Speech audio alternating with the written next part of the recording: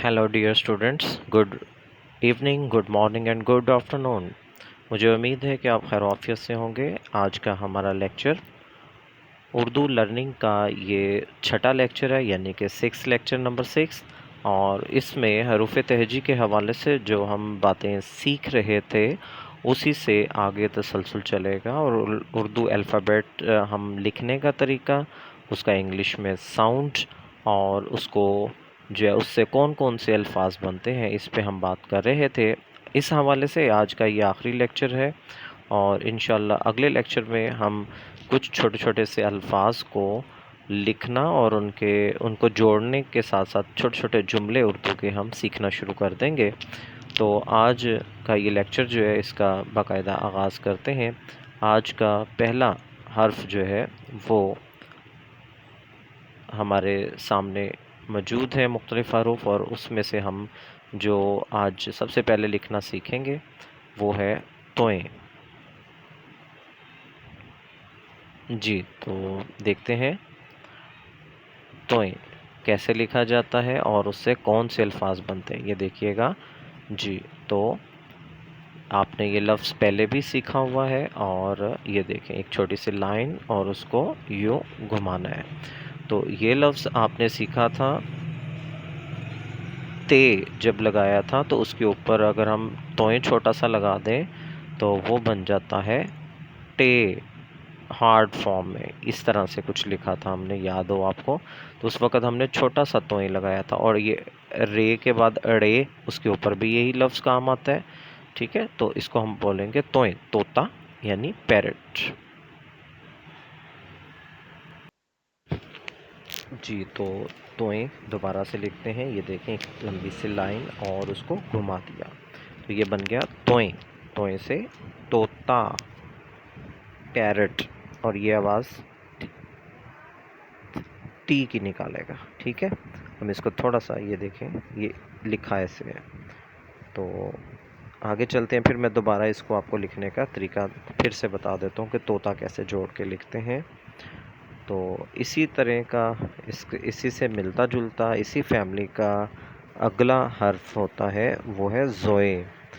जब हम तोएं ही लिखेंगे और उसके ऊपर हम एक नुक्ता अगर इजाफ़ा कर देंगे तो जनाब वो बन जाएगा ज़ोएं।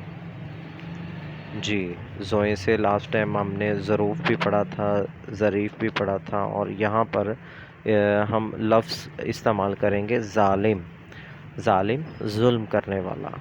ज़ोएं से ज़ालिम, जेड की आवाज़ निकालेगा। ठीक है, तो वैसे तो इसमें एक नुक्ते का ही फ़र्क है, तो उसका आपने ख़ास ख्याल रखना है, लेकिन एक नुक्ता जो है बहुत अहमियत रखता है। तो ज़ालिम कैसे लिखेंगे, देखें ज़ोएं और अलिफ, साथ ही एक छोटा सा ऊपर से खींचेंगे हम लाम, और साथ मीम, ये बन गया ज़ालिम, जुल्म करने वाला।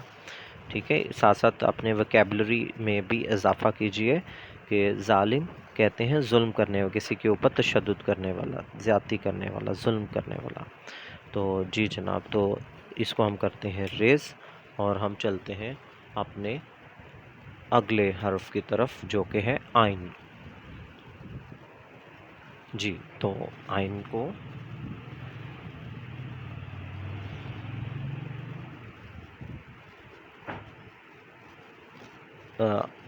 ऐसे, ये मैंने आपको अभी बताया कि तोता हम रह गए थे कि वो कैसे लिखना है, ये देखें। ठीक है, तोता हम यूँ लिखेंगे, तोएं, वाओ, ते, फिर तोएं और अलिफ, तोता। जी, तो अब हम बढ़ते हैं अगले हरफ की तरफ, वो है आइन। आइन एक छोटा सा, इसके दो हिस्से हैं, जैसा कि आपको नज़र आया है ये, और हम इसको लिखते हैं ये आइन। अरेज करते हैं इसको, हम दोबारा से लिखकर आपको दिखाते हैं आइन, यू। ठीक है जी, वेरी गुड, आइन। और अगर आइन से हम यहाँ पर देखें तो क्या बना हुआ है, एक औरत, आइन औरत, वुमेन। तो आइन के साथ जो है आपने मुख्तलिफ हरूफ को जोड़ना है। तो कौन कौन से हरूफ हैं, तो फिर वो औरत लिखा जाएगा, वोमेन बनेगी। तो आइन,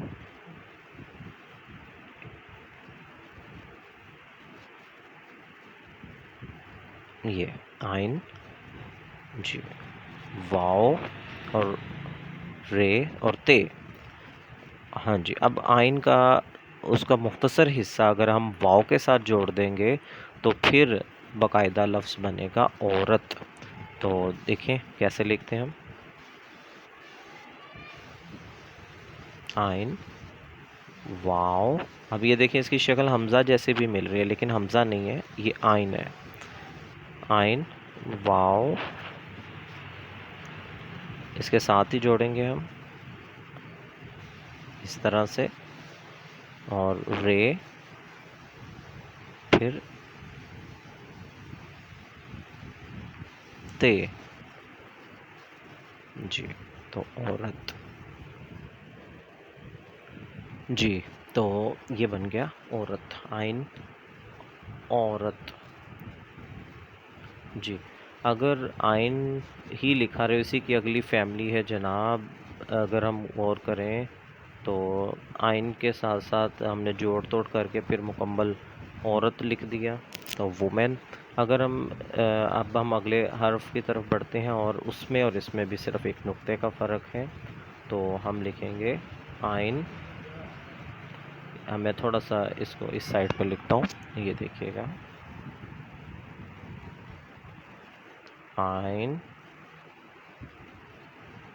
और अगर इस पे एक नुक्ता लगा दें तो बन गया गाइन जी। आइन के ऊपर एक नुक्ता लगा दें तो बन गया गाइन, गाइन गुबारा।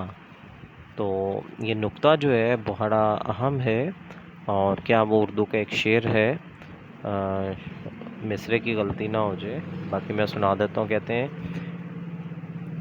हम दुआ लिखते रहे वो दगा पढ़ते रहे, हम दुआ लिखते रहे वो दगा पढ़ते रहे, एक नुक्ते ने महरम से मुजरम कर दिया या बना दिया। ठीक है, तो ये एक शेर है कि यानी कि लफ्ज़ लिखें लेकिन उसके नुक्ते और जो अशकाल है वो मुकम्मल होनी चाहिए, अदरवाइज़ जो है वो वर्ड मायनी बदल जाएगा। तो यहाँ पर गाइन, गाइन के ऊपर एक नुक्ता। तो अब देखें, गाइन का छोटा हिस्सा गुबारा लिखने लगे हम, गाइन बेअलिफ बा, दो नुक्ते नीचे एक और एक ऊपर, और रे और हे गोल वाली, गुबारा, बैलून्स। अब हम इसी का आपको मैं जमा करना भी बताऊंगा कि अगर एक गुब्बारा होगा तो फिर इसी तरह लिखेंगे, अगर ज़्यादा गुब्बारे होंगे, गुब्बारे यानी कि जमा, तो फिर कैसे लिखा जाएगा, ये देखें, बिल्कुल ऐसा ही लिखकर हे की जगह हम बड़ी ये लगा दीजिए, यस, ये हो गया गुब्बारे। तो इस तरह से ऊपर वाला लफ्ज़ जो इस्तेमाल होगा वो एक बैलून के लिए होगा, ज़्यादा बैलून हो तो हम बोलेंगे गुब्बारे। तो इस तरह से जो है वो हमने ऊपर वाला हिस्सा जो है वो मुकम्मल कर लिया। अब हम जो है इसको करते हैं रेज़, और हम बढ़ते हैं अपने अगले हरूफ की जानिब, जो कि अगला हर्फ है वो है फ़े। फ़े जैसा कि बोलने से ही आवाज़ जो निकलती है इंग्लिश के अल्फ़ाबेट एफ़ की। तो फ़े को लिखा कैसे जाता है ये देखिएगा, और थोड़ा सा गुलाई में करना है इसको। मैं कोशिश करता हूँ इसको दोबारा से सेट करने की, नहीं, फिर से करते हैं इसको, अगर आपको समझ आ गया तो ठीक है। थोड़ा सा गुलाई में उसका मुंह ऊपर गोल होगा, फिर एक नुक्ता भी आएगा। तो अच्छा, इससे जो हर्फ बन रहा है यहाँ पे वो है फ़ौज, एफ़ की आवाज़ निकाल रहा है और फ़े के साथ जो है वो हम लगाएंगे वाव और जीम। तो फ़े वाव को अगर जोड़ देंगे इस तरह से, मैं इसको थोड़ा सा हाईलाइट करता हूँ, रेज करता हूँ, तो दोबारा लिखते हैं, ये देखें, फ़े वाव और जी, आर्मी को कहते हैं, ठीक है, फ़ौज, आर्मी। तो इस तरह से ये लफ्ज़ आपने लिखना है। आपने देखा कि फ़े और वाव का पेट जो है वो भरा हुआ होना चाहिए, खाली नहीं होना चाहिए। तो एफ़ की आवाज़ निकालते हैं, फ़ौज, फ़े फ़ा फ़ौज।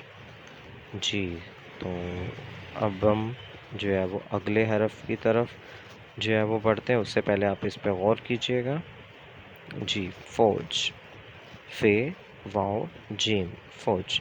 अगला हरफ काफ, बिल्कुल नून होने की तरह, और ऊपर एक गुलाई करनी है जैसे फ़े का मुंह बनाया था, और लेकिन फ़र्क ये है कि उसके ऊपर 2 नुक्ते होंगे। तो वो आवाज़ निकालेगा क्यू की, क्यू, इंग्लिश के अल्फ़ाबेट क्यू। तो काफ, काफ, लेकिन एक काफ डंडे वाला होता है, यहाँ पर जो है वो नुक्तों वालों की हम बात कर रहे हैं। तो इसका हर्फ जो बनता है हमारे पास यहाँ पे मौजूद है वो है सीज़र, यानी कैंची। ये इंग्लिश में क्यू की आवाज़ निकालता है, काफ। लेकिन जो है लिखते वक्त अब हम जो है वो कैंची लिखेंगे, थोड़ा सा मुश्किल है, काफ़ी हर हरूफ का मजमुआ है, तो कोशिश करते हैं। ये देखें, काफ, ये, नून, चे और छोटी ये। काफ के ऊपर 2 नुक्ते, ये के नीचे 2 नुक्ते, नून का 1 नुक्ता, चे के 3 नुक्ते और छोटी है। ये बन गया कैंची। सीज़र को कहते हैं कैंची, कैंची। जी, तो हाँ जी, इस पर गौर कीजिएगा, इसको लिखने की प्रैक्टिस करें। काफ, ये, नून, चे, कैंची, सीज़र। हाँ जी, अब हम इसको रेस करते हैं जनाब जल्दी से, और हम अगले हरूफ की तरफ बढ़ते हैं, जो कि आपको नज़र भी आ रहा है कि उसका साउंड भी काफ से है, लेकिन काफ, ये नीचे वाला जो है डंडे वाला जिसे हम कहेंगे, इसका साउंड इंग्लिश के अल्फ़ाबेट के से मिलता है। तो आइए देखते हैं।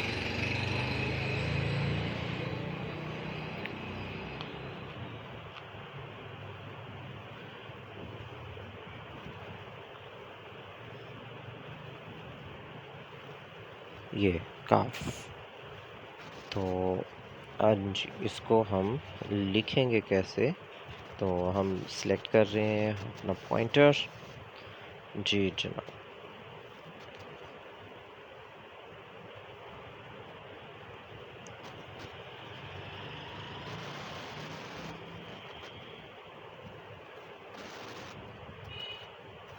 काफ, के की आवाज़ निकालता है, और डंडे वाला, ठीक है, लिखेंगे ऐसे। ये देखें, काफ, एक ऊपर से एक डंडा खींचा हमने, दोबारा से नीचे, और काफ यहाँ पे जो वर्ड है वो है काफ से कुत्ता, काफ ते अलिफ्ता, कुत्ता यानी डॉग, ठीक है। काफ ते अलिफ, कुत्ता यानी डॉग, काफ डंडे वाला, ये आपने ख्यास ख्याल रखना है। और इसके जोड़ तोड़ कर दिए मैंने, काफ ते और अलिफ को जोड़ा, तो फिर जो है कुत्ता बना, यानी कि डॉग। जी, इसी से मिलता जुलता हर्फ गाफ, काफ के ऊपर एक डंडा, लेकिन गाफ, जी एच की आवाज़ निकालेगा ये। तो हमारे पास यहाँ पे जो वर्ड है वो है गाय, गाय, गाय दूध देती है, यस। तो जी की आवाज़ निकालेगा, साउंड जी, गाय। तो इसको लिखेंगे कैसे, गाफ, गाफ अलिफ, गा। ये एक अलिफ यूँ भी लिखते हैं, अरेबिक स्टाइल है, लेकिन मैं इसको रेज़ करता हूँ। आपको जो बताया हुआ है वो एक सीधी लाइन, ताकि आप उसी तरह से समझें। एक सीधी लाइन, अलिफ, गाफ, अलिफ और बड़ी है। इसको रेज़ करते हैं जनाब, थोड़ी सी गलती होगी, दोबारा से। गाफ, अलिफ, यस, गाफ अलिफ गा, हमज़ा, बड़ी है, ऊपर थोड़ा सा, यस, ये हमज़ा। तो गाफ अलिफ हमज़ा बड़ी है, गाय। जी जनाब, तो उम्मीद है कि आपको साथ साथ समझ आ रही होगी। तो इसकी जितनी आप प्रैक्टिस करेंगे, वोकैबुलरी में इजाफ़ा करेंगे, और उतना अच्छे तरीके से आपको पता चला जाएगा। तो इसको करते हैं रेस, और हम चलते हैं अपने अगले हरफ की तरफ।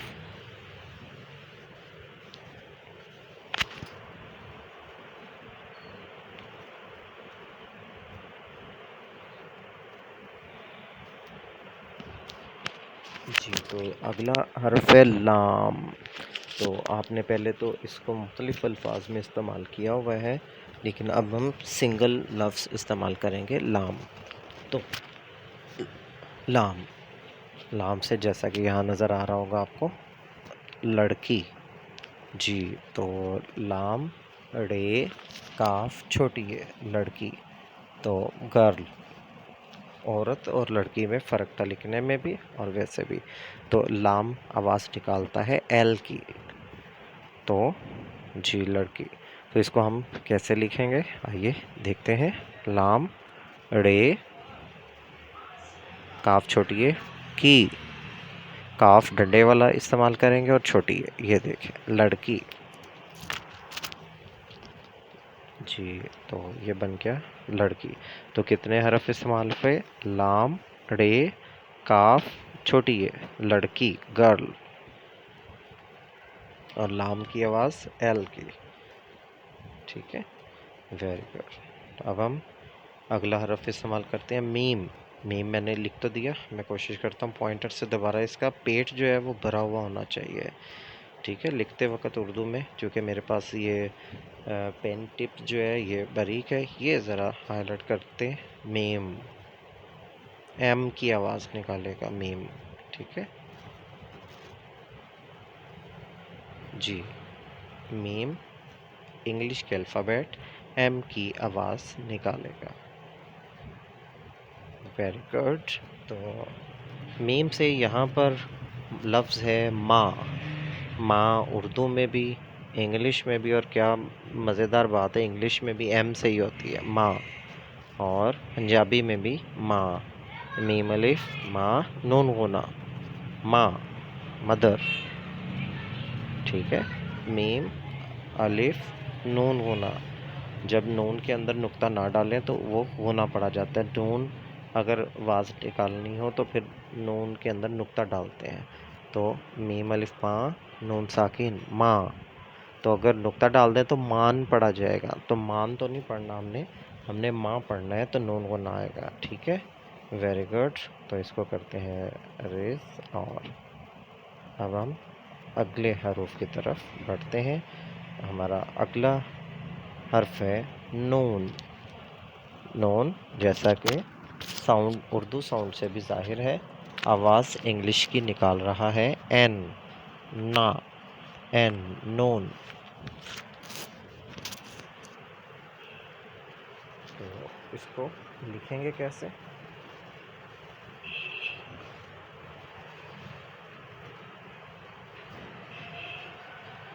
जी, तो ऐसे लिखा जाएगा, नून। जैसे अभी नून को ना लिखा, लेकिन इसके अंदर नुक्ता लगाएंगे तो ये बन गया नून।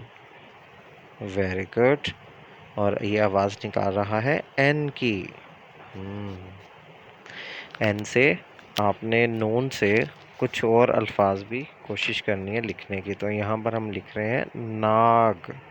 नाग कहते हैं कोबरा को, जी, सांप। तो नून अलिफ ना गाफ साकिन, नाग, नाग।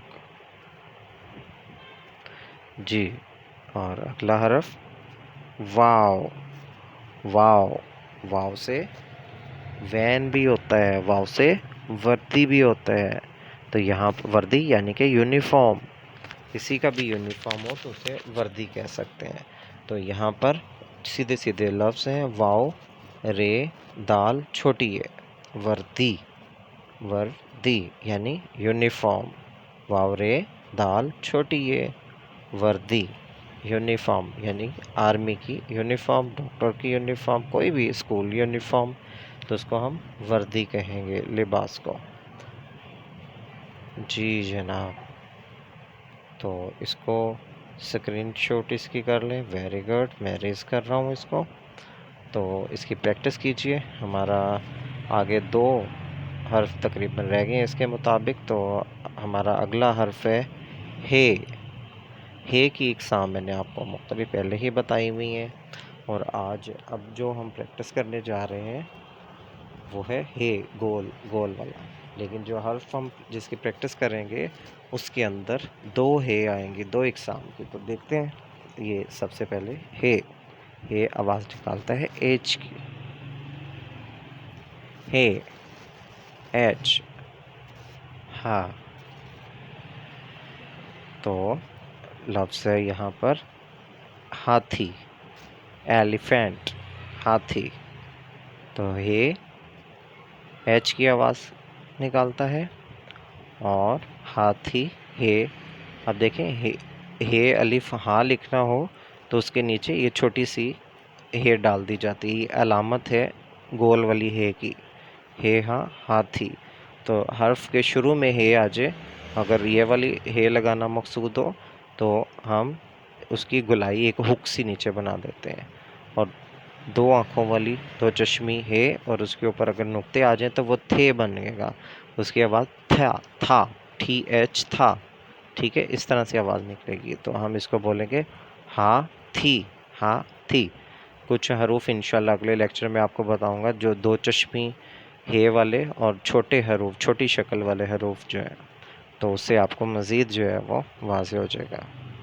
ये देखें, एक है ये है, एक ये है, और आपको इससे पहले मैंने 3 किस्म की हे बताई हैं। एच, हाँ, ये गोल, और एक ये जीम जैसी है, और एक दो आँखों वाली है।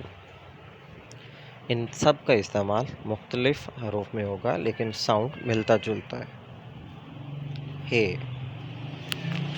हाथी, हे हलवाई, हे हॉकी, मुख्तलिफ अल्फाज। तो अगले हमारे 2 किस्म के रह गए हैं ये।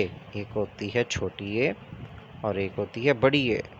बड़ी ये के नीचे 2 नुक्ते भी आते हैं, और याद रखिएगा कि अगर ये जो है पहले लिखना मकसूद हो तो उसको अलामती तौर पर 2 नुक्तों से ज़ाहिर किया जाता है। जैसे कि अभी हमने कैंची में भी इस्तेमाल किया था, तो उसके 2 नुक्ते लगाए थे हमने। तो यहाँ पर हम जब लिखेंगे, अब देखते हैं कौन से हरूफ हम यहाँ पर लिखते हैं जनाब।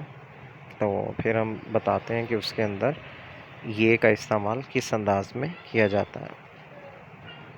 ये से बज़ाहिर कोई शुरू से लफ्ज़ नहीं बनता, लेकिन ये जो है इस्तेमाल होता है मुख्तलिफ़ अल्फाज में। अब देखें यहाँ पर याद करना, जैसे ये लड़का तस्वीर में किसी सबक को याद कर रहा है, तो किसी को याद करना मेमोरी, या जो है लर्निंग करना यानी याद करना। ये अलिफ या दाल, और यहाँ पर ये को 2 नुक्तों से ज़ाहिर किया है हमने। तो याद करना, जैसा कि मैं आपसे कह रहा हूँ, इस पूरे लेक्चर को याद करना है। तो इंशाल्लाह आप इसको याद करेंगे। इसी के साथ मुझे इजाज़त दीजिए। अल्लाह हाफ़िज़।